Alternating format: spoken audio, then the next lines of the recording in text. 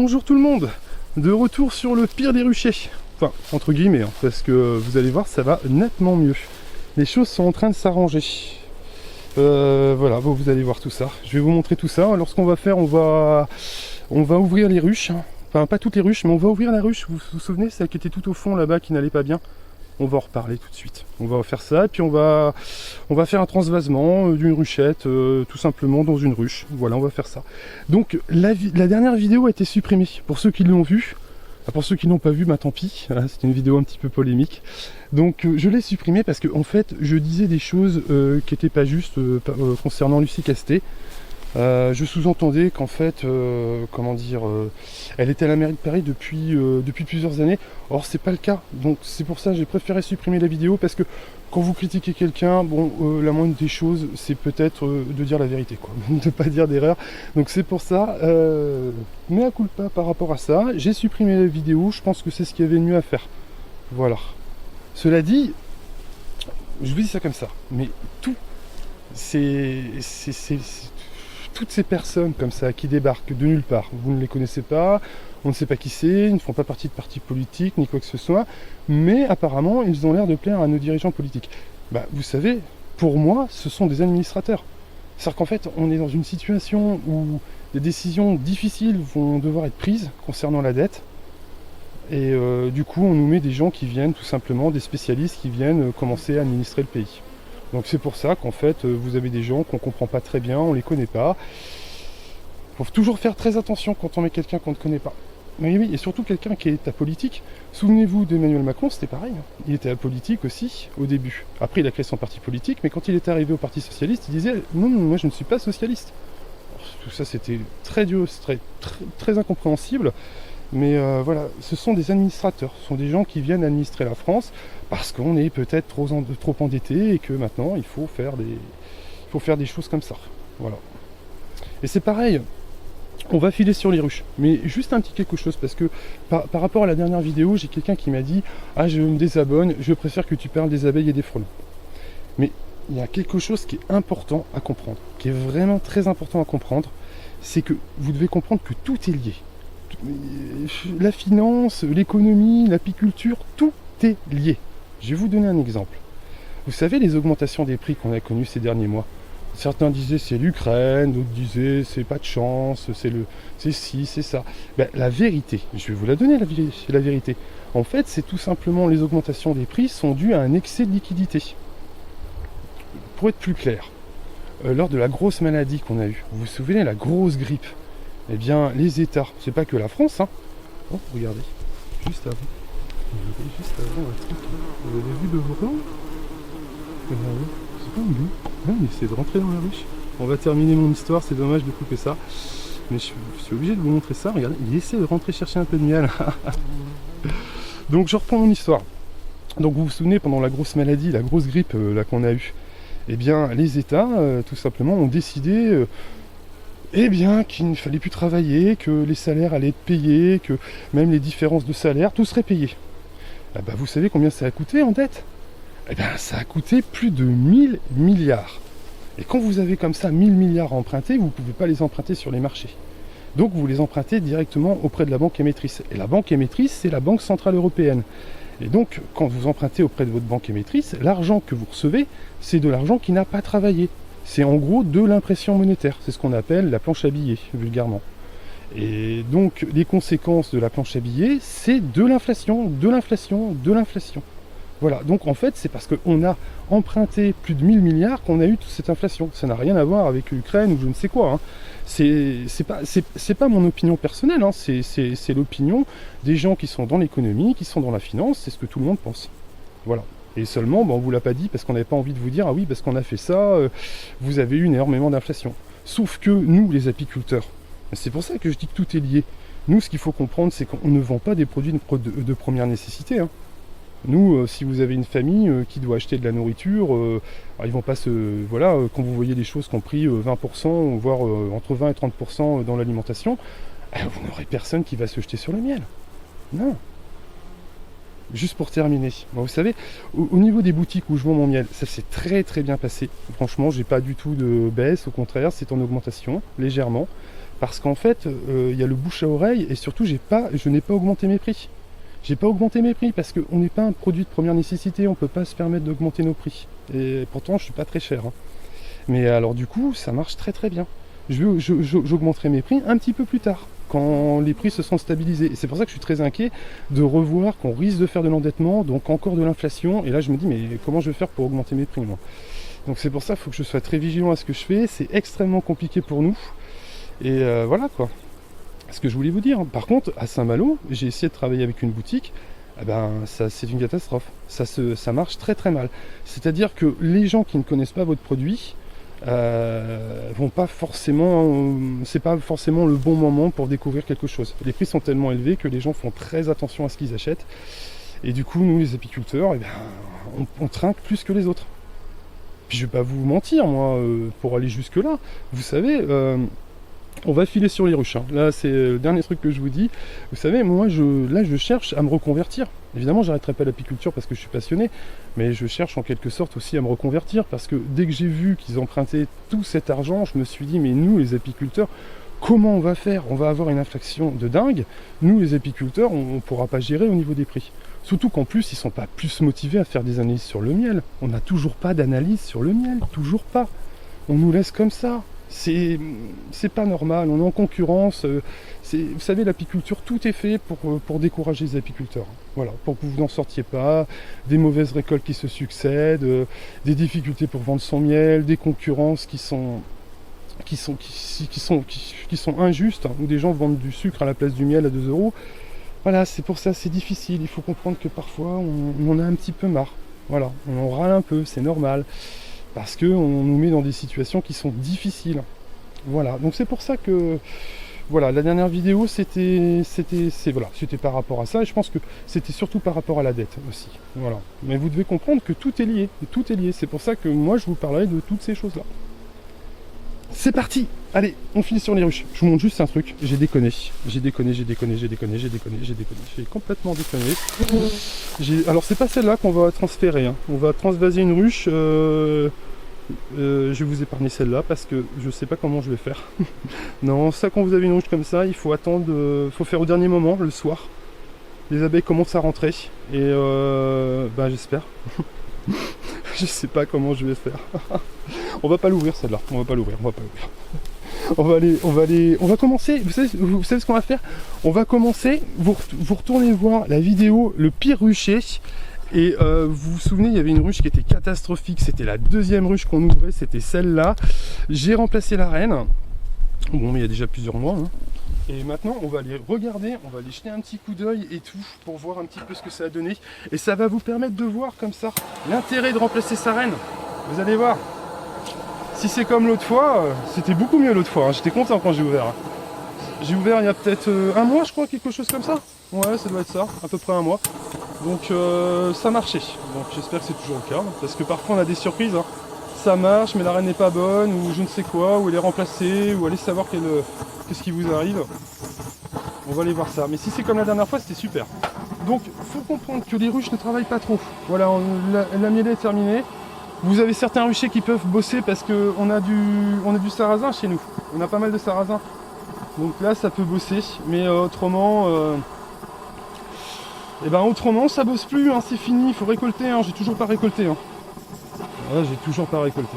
Alors j'ai fait des trucs chez moi, j'avais toute la maison arrangée, et du coup parce que c'est comme ça, vous bossez comme un dingue au printemps, et puis après faut peut-être faire aussi un petit peu de rangement, réorganiser tout ça, parce qu'autrement après ça devient trop compliqué. Essayer de un petit peu d'air fraîche. Alors je comprends pas, là j'ai une petite ruchette à côté, on va peut-être l'ouvrir aussi vite fait pour regarder parce que je vois pas mal d'activités, mais normalement celle-là elle est bourdonneuse, elle n'a pas fonctionné. Donc parfois il y a des choses un peu miraculeuses qui arrivent, on comprend pas toujours. Et parfois on est surpris. Mais bon, c'est rare, hein. En général il n'y a pas de miracle, hein. Pour ces bourdonneuses, ça ne devient pas. Mais parfois on sait jamais. C'est très rare, mais je comprends pas pourquoi elle a autant d'activité, donc c'est pour ça. On va regarder ça aussi. Allez hop, je mets mes gants, ça y est, j'ai mis ma combinaison, l'enfumoir est allumé. On fonce, on va regarder ça. Je suis aussi impatient que vous d'aller voir ça. Peut-être que vous vous dites, bah alors qu'est-ce que ça a donné? T'as remplacé ta reine, mais ça se trouve t'as tué ta ruche. Parce que c'est ça aussi le danger. Quand vous remplacez votre reine, c'est de tuer votre ruche. Vous pouvez tuer votre ruche. Hein. Si ça n'a pas marché, ben vous faites quoi? Eh ben vous perdez votre ruche. Mais dans la majorité des cas, ça va très bien se passer. Vous n'allez pas tuer votre ruche. Alors attendez, est-ce qu'on y voit clair? Est-ce qu'on y voit bien? Moi je vais plutôt me mettre comme ça me permettra de voir un petit peu. Eh ben c'est bien comme ça, c'est parfait. Allez hop, on y va. Eh bon, il n'y a pas beaucoup d'activité. Hein. Ah, qu'est-ce que ça fait là? Ça, on va récupérer ça. Hop. Allez hop. Oh, j'espère qu'il va bien là-dedans. Ça bosse pas beaucoup, hein. Ça bosse vraiment pas beaucoup. Il y a des ruchers où ça bosse plus que ça, hein, je peux vous dire. Alors. Oh bah dis donc.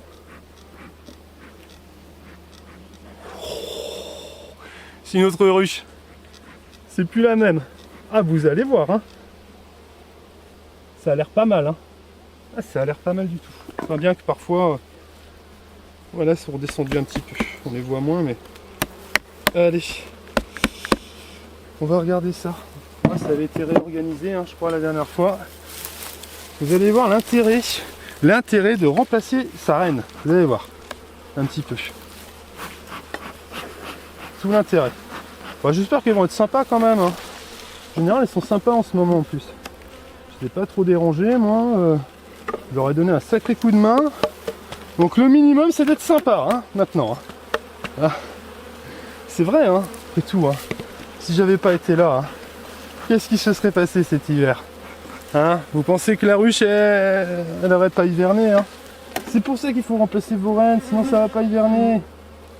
Bon, il n'y a pas énormément de monde là. Sur ce que je tire, là, les 4 que je déplace, c'est pas énorme. C'est pas rempli à la mort. Hein. Ah, ça y est, on arrive au couvain.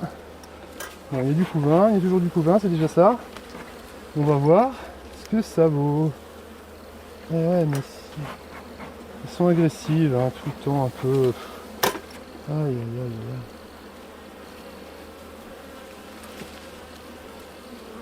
aïe. Alors, je vois de la ponte. Regardez. Bon, c'est quand même mieux. C'est quand même mieux. On va regarder les autres cadres. Ouais, c'est mieux quand même. C'est quand même mieux. Bon, le premier cadre est un peu... On va regarder d'autres cadres. J'ai bien fumé celle-là, allez. Caractériel. Ouais. C'est mieux, mais c'est pas encore le top. Mais c'est quand même beaucoup mieux. Hein. C'est quand même beaucoup mieux, mais pas encore un couvain vraiment fantastique. Hein. Bon équilibre hein, au niveau des réserves de miel. On regarderait là sur les côtés, c'est bien équilibré, il n'y en a pas trop. Il y a ce qu'il faut, c'est parfait. Ça, dans les réserves de miel, ce genre de cadre, c'est très très bien. Voilà, c'est ce qu'il faut avoir dans les cadres de centre. Hein. Faut pas avoir trop de miel hein, à cette époque-là. Hein. Surtout pas. Hein. Si vous avez trop de miel, il faut faire quelque chose, hein, parce que autrement, vous allez finir avec une ruche qui aura trop de nourriture. Ouais, bah le couvain est pas... C'est pas super. Hein. Ah, ça m'embête, je vois des trucs que j'aime pas. Je vois des œufs un peu par-ci, par-là. J'aime pas trop ça. Ah, ce qu'elle me fait là. Ah, elle me fait des trucs comme ça. Ah bah c'est... Ah, j'ai l'impression que le pire rucher, là, c'est le pire rucher, ma parole, c'est pas possible. C'est pas terrible le couvain. Je crois que ce cadre-là, il est pas mal, je crois, j'ai l'impression. On va regarder, on va quand même essayer de trouver un beau cadre bien compact, hein, quand même. Qu'est-ce que c'est que cette histoire-là? Oh. Ouais, bah non. Ah, il y a du couvain chauve. Ah, je vais vous montrer ce que c'est. Ah là là, mais décidément, c'est vraiment la merde. Hein. C'est la merde, c'est pas possible. Regardez, c'est ça le couvain chauve. Vous voyez, c'est les cellules qui sont pas operculées. Vous voyez, en fait, c'est pas fermé encore. Ça ne devrait pas être comme ça, hein. Ça devrait être fermé normalement. Et ça, c'est ce qu'on appelle du couvain chauve. Alors, c'est dû. C'est jamais évident de savoir à quoi c'est dû. Il n'y a pas énormément de monde dedans. Hein. Bon, on verra ce que ça donnera au printemps. On va pas remplacer la reine sans arrêt. Évidemment, ça n'a pas encore gagné encore. Ah, vous avez vu, ça vous montre à quel point c'est chiant l'apiculture. J'ai bien remplacé la reine, hein, je vous jure. Hein. De toute façon, c'était pire avant. Hein. Souvenez-vous, hein, c'était vraiment dégueulasse. Hein. Bon, bah, c'est mieux, mais c'est pas encore ça, on va dire. Mais parfois, c'est ce qui me déplaît en fait, si vous voulez, c'est que déjà le couvain est hyper compact. Ça me plaît pas des masses. Il y a du couvain chauve, mais ça peut être à cause de la fausse teigne. Vous savez, ces petits papillons là qui font qui pondent dans la cire et des choses comme ça, et ça peut faire du couvain chauve aussi. C'est sûrement ça, hein. Mais bon, ça peut être aussi d'autres problèmes. Ça peut être des problèmes génétiques ou des choses comme ça, je crois. Donc voilà, bon.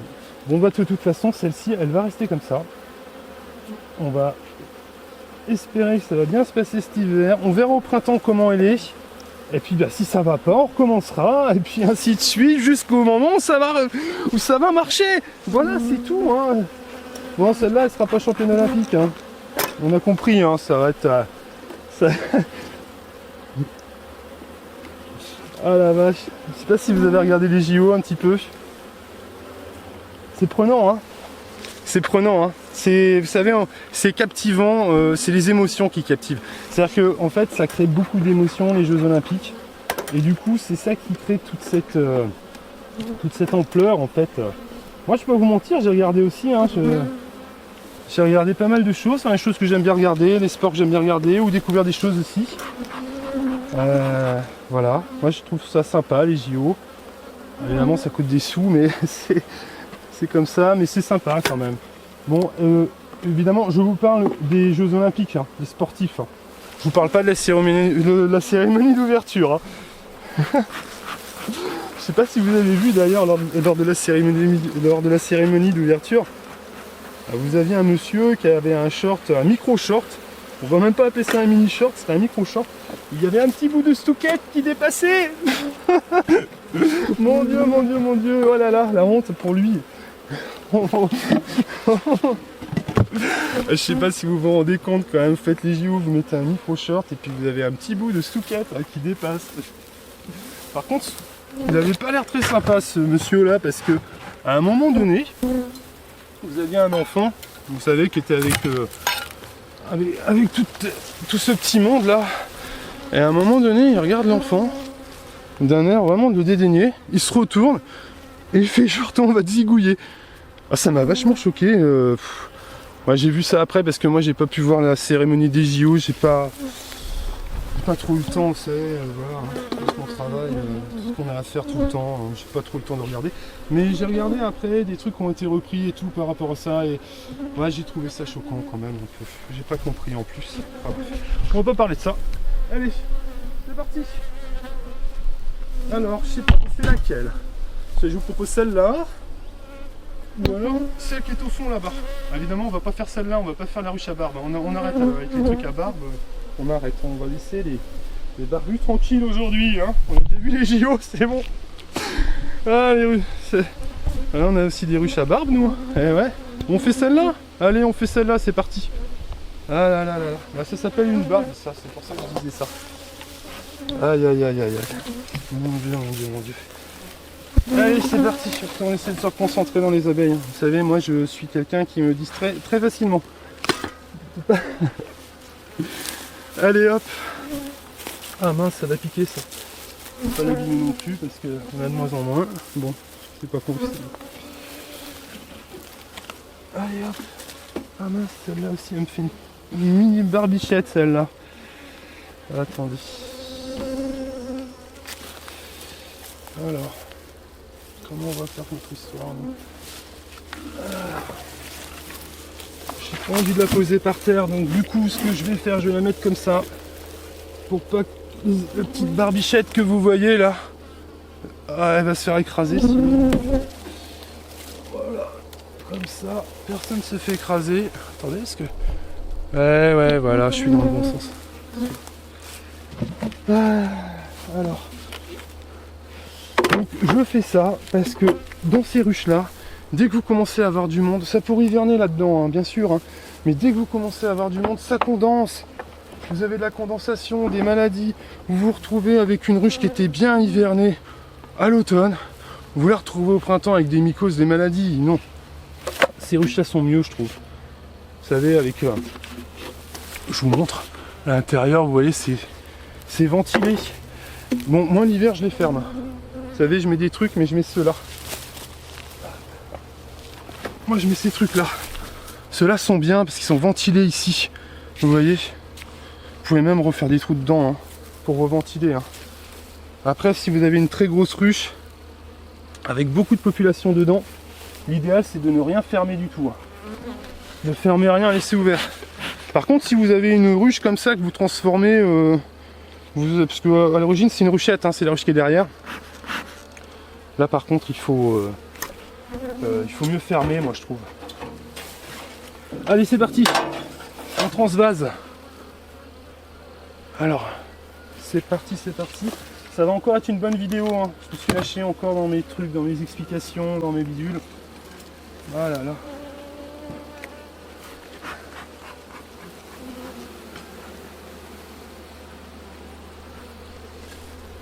Allez, on va la transférer. Mais bon, je le fais, mais c'est parce que sinon ça va générer de l'humidité. Hein. Je sais bien, à chaque fois c'est pareil. Mais vous allez voir, la ruche en elle-même, elle peut largement hiverner dedans. Hein. Elle n'est pas obligée d'être... Oh, c'est pas terrible. Oh, c'est pas terrible encore. Hein. Pourtant un essaim, j'ai des mycoses dedans. Ah, c'est pas vrai quoi. Qu'est-ce qu'il a ce... Vous vous souvenez les mycoses? Eh bien il a des mycoses. On n'en avait pas parlé dans la première vidéo. On vous dit, bah voilà la connerie. Voilà la connerie. J'ai fait féconder mes ruches dans un endroit où j'avais des mycoses. Et ben voilà. Ouais. Je vous montre.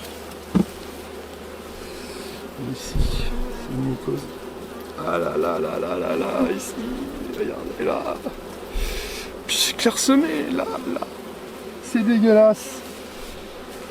Aïe aïe aïe aïe aïe aïe aïe aïe aïe. Donc on va la mettre comme ça, ça va ventiler un peu, on va voir, hein, mais bon, évidemment, je suis sûr que la reine est affectée par tout ça. Et ouais, mais c'est ça. Vous voyez, l'apiculture, hein, si vous faites une connerie, vous payez cash. Il n'y a pas de... Ah oui, non, vous avez payé cash. Il n'y a pas de souci. Hein. C'est cash. La moindre connerie, vous allez la payer. Pourquoi j'ai fait ça? Ah bah voyez, hein, vous voulez gagner du temps, vous dites, oh mais je vais faire ça, je vais gagner du temps, il n'y aura pas besoin de les redéplacer après. Erreur. Celle-là aussi elle a des mycoses. Là c'est pas beau ça. Bah écoutez, ce qui va se passer, c'est que ce truc-là, il va hiverner, il va pas hiverner, on verra bien. Parce que de toute façon, là, j'ai peut-être des mini-plus où je peux remplacer la reine. Mais je vais pas vous mentir, j'ai pas envie de tenter quoi que ce soit ici. J'ai pas envie, Vous avez des ruchers comme ça où au bout d'un moment vous vous dites mais... Ah, je vais jamais y arriver ici. Je vais jamais y arriver, c'est pas vrai quoi. C'est pas possible. C'est que c'est pourri. C'est vraiment nul. C'est vraiment nul. Aïe aïe aïe. Bah voilà, bah écoutez, je pensais vous montrer des améliorations sur le pire rucher. Et ben je crois que le pire rucher va rester le pire rucher. J'espère que personne n'est dans le coin parce que attention, il y a l'apiculteur contaminateur qui est à côté de chez vous. Hein.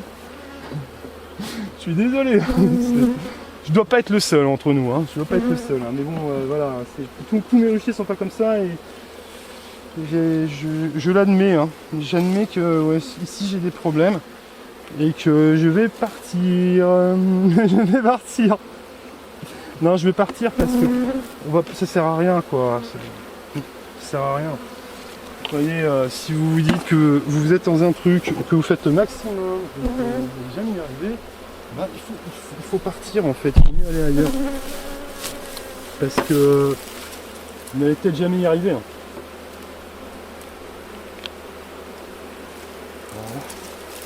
Voilà. Hop, on va mettre un petit peu de fumée, vous allez voir, tout le monde va rentrer, c'est rigolo. On va essayer de finir ça.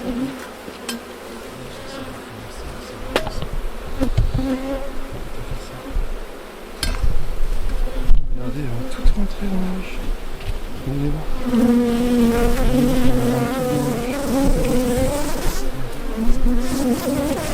Speed.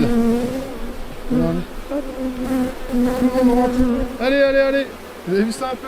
Bon, je vous laisse un peu ça. Je vais refermer quand même la rue.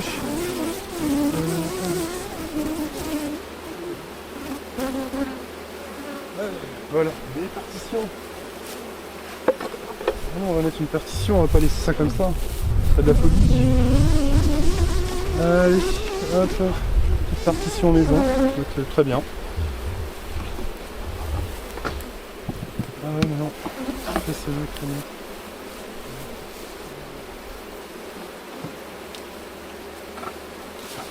Et voilà, donc ça c'est bon. Non, ça va pas encore, ça va, c'est pas bien. Et voilà, désolé. Alors, vous avez vu, ça rentre, hein. Attendez, on va mettre un petit coup de fumée, vous allez voir, ça va aller encore beaucoup plus vite. Je veux juste fermer la ruche. Malheureusement, j'avais pas tout à fait ce qu'il fallait. Et voilà. Bon bah écoutez, voilà. Moi je vais faire l'autre à côté, un peu plus loin. Voilà, je pense que je vais pas tarder à couper la vidéo parce que ça fait déjà un petit moment. Je vous montre juste, vous allez voir, elles vont toutes sortir. Regardez. Ah, vous mettez un petit peu de fumée, ça se précipite, tout le monde sort. C'est marrant. Hein. Vous n'allez pas secouer vos ruches hein, quand vous faites ça, vous faites comme ça. Vous revenez dans 10 minutes, hein. Il n'y a plus personne. Tout le monde est rentré. Et ça, vous et la reine, tout le monde s'en va, tout le monde est là. Voilà, voilà. Eh bien, écoutez, une bonne journée. Moi, je vais peut-être m'occuper de la ruche à barbe, hein. Je sais pas trop. On va voir. Oh là là. Allez. Sur ce, hein, je vous souhaite un beau week-end et profitez bien du soleil. Hein. C'est très important. Hein. Profitez du soleil. Allez, à bientôt.